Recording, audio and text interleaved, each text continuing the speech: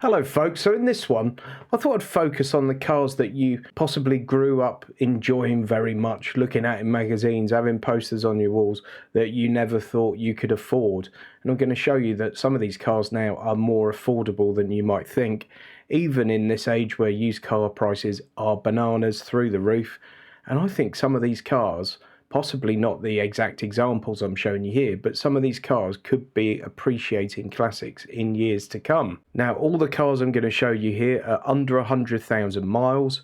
None of them are Cat Ds, Cat Ss, Cat Ns, anything like that. So no previous write-offs. And they're all cars that at some point in my young life I thought, oh, I'd love one of those. And a couple of them here I would absolutely love to get my hands on if I had the budget.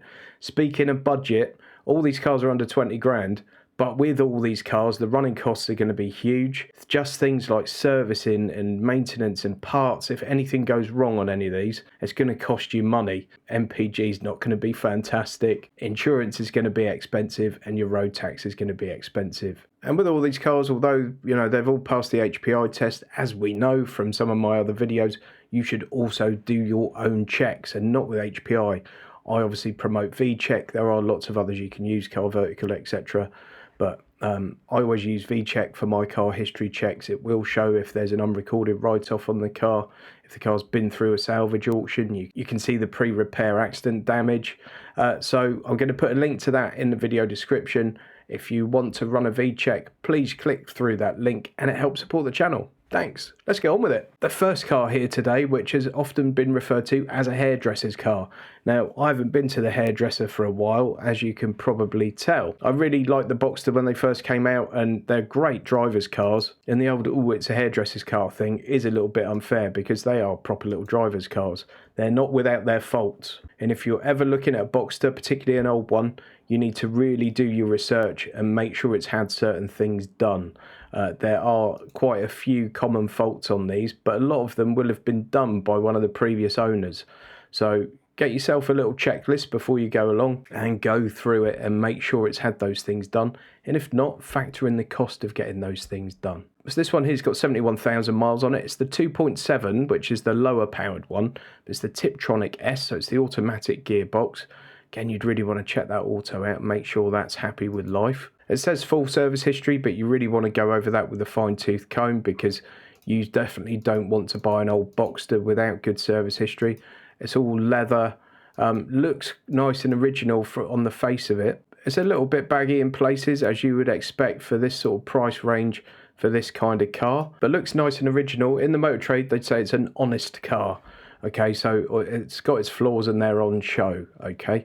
5,895 quid for one of those. 360 quid a year on the road tax. Combined MPGs claimed at 25.9. And 0 to 60 times 6.6 seconds.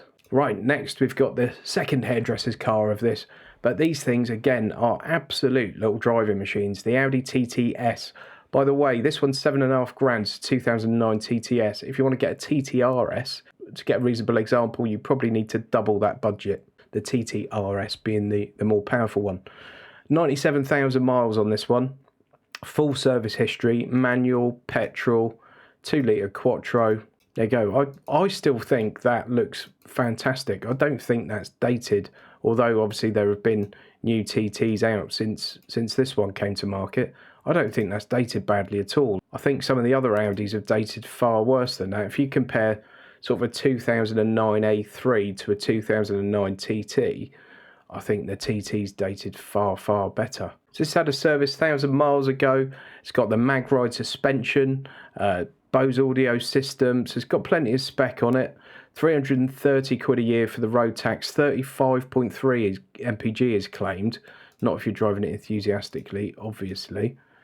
And then 0 to 60 in 5.4 seconds, 268 horsepower. Got a child seat in the front as well, so hopefully it hasn't had too hard a life with a little one in it. Runs and drives perfectly, 2 keys, all the books present, genuine reason for sale. Next MOT due April 2023, full service history, Bosch. I like those in white as well. Right, I've loved these cars since day one. I would never own one personally because I'm not brave enough to own a Jaguar or a Land Rover for that matter. Not at this point in my life anyway. Brave enough or wealthy enough, I don't know. Glorious looking things, like a baby Aston Martin really. And I've just always liked these cars. So when these came out, I was doing sort of quite high value car insurance. And I insured lots and lots of these. Lots of clients bought these when they came out. And to a man, I think they instantly fell in love with their car. And you can see why, styling-wise, they're still very good-looking cars. Loads of performance, nice big 4.2 litre V8, woof.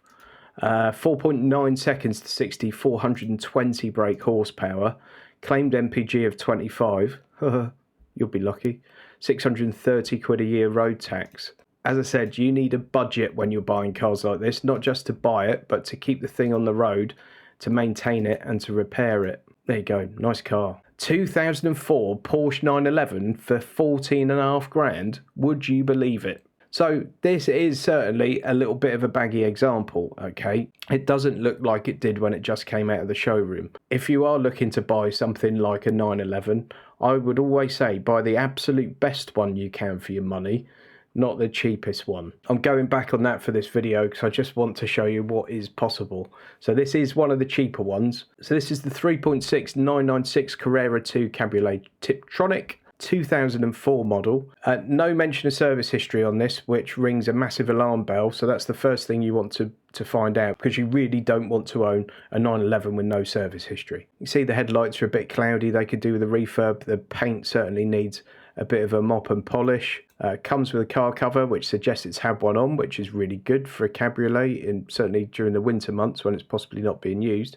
Just under 90,000 on the clock there. Interior is looking a little bit shabby, but nothing a good detail couldn't sort out. I'm sure if you took that to my buddy, the detailing doctor over in Lymington, and left him alone with it for a day, that would look a hell of a lot better when it came back. 14.5 grand is a reasonable amount of money, but to buy a Porsche 911 for 14.5 grand is fairly astounding, really. If the service history was there with that one and you bought it back to its former glory, you know, got the paintwork sorted out, had the interior properly detailed and really looked after that car going forward, that's one I can see being worth quite a few quid in years to come. The 996 is not classed as one of the great 911s that came out, but I just think the time will come where these things start going through the absolute roof, as we've seen with lots of cars in recent times. Right, for that sort of money, you couldn't possibly get a Bentley, could you?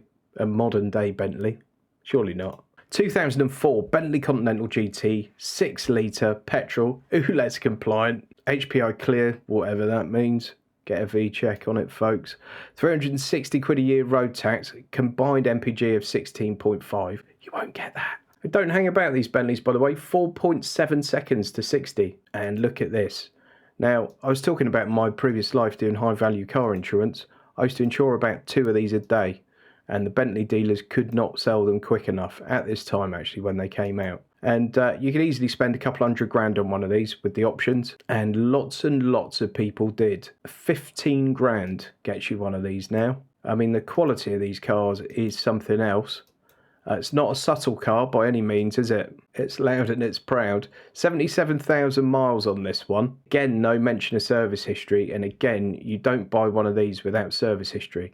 Because if something goes wrong with that, it's going to cost you more money than you can possibly imagine. I'm not saying go and buy this one, but just the fact that these cars are knocking around for that kind of money. There were several examples around at this sort of budget as well. Also, if this is your cup of tea, but you want a couple of extra doors, you can get the Flying Spur, which is essentially the same car, but a tiny bit more space in the back and a couple of extra doors. And again, you can get them around about 15 grand. This was, and still is, one of my favourite cars of all time in terms of its looks. I think as a piece of design, this thing is absolute genius. Now, Maserati don't have the best reputation for reliability, and the repair bills are very high. If you're into one of these, proceed with caution. Those gel number plates, by the way, I think make anything they're on look instantly cheaper. So I'd have those off in an instant. But this thing looks the absolute mustard, in my opinion. Really like the interior. Absolutely adore the exterior.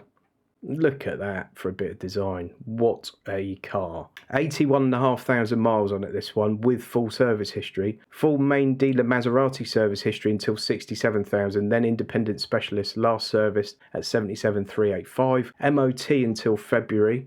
Full leather heated seats, nav, xenon headlights, alloy wheels, privacy glass, cruise control, F1 paddle shift gearbox, power steering, central locking, blah blah blah. These will undoubtedly come down before they go back up in terms of price, but I just can't think of a better looking car that you can buy for 20 grand than one of these. The engine note on this as well, the exhaust note, 630 quid a year in road tax, 16 mpg. In the real world, you're probably going to get about 8. 4.8 seconds to 62. And finally, we've got Mr. Bond's car. We've got the Aston Martin DB7 2001. This is the 5.9 Vantage. Now, I remember when these first came out and everyone was going batty for them, like for the design. Very cool looking car still to this day. I'm not in love with that interior. I don't think that's dated as well as the exterior, but there you go. A lot of people love that kind of thing. 85,000 miles on this one. The only thing really with this is the service history is not very clear. It could just be the terminology the person that's selling this car has used. It is a private seller, not a trader. Much money spent in order to keep in good order. Bills serviced, original manual and service book history, garaged, long MOT. I think you just have to pick up the phone if you're interested in this one and ask the seller, you know, what service history does it have? Has it got stamps in the book? If so, how many and when? Do you have bills, invoices, all that kind of stuff? It sounds like there is some service history, but they possibly just haven't used the terminology of full service history or part service history. So worth checking out if you were interested in that one. There you go, folks. Bit of fun. Just really a bit of an eye-opener, really, for some of these cars that you can get for relatively realistic money, even though they're going to cost you an arm and a leg to keep on the road in many instances. Interesting to see cars like this that, you know, in future could possibly go up in value quite significantly. Probably not in the short term, but maybe 5 years down the line, these things start to suddenly go up. We've seen it happen with all sorts of brands in recent years. Look at something like a 90s Toyota Supra, how much they're going for now, for a nice example. Who'd have thought that at the time when you could pick them up for 2-3 grand? Just a bit of fun. Hope you found it interesting. If you've enjoyed any part of it, please give it a thumbs up.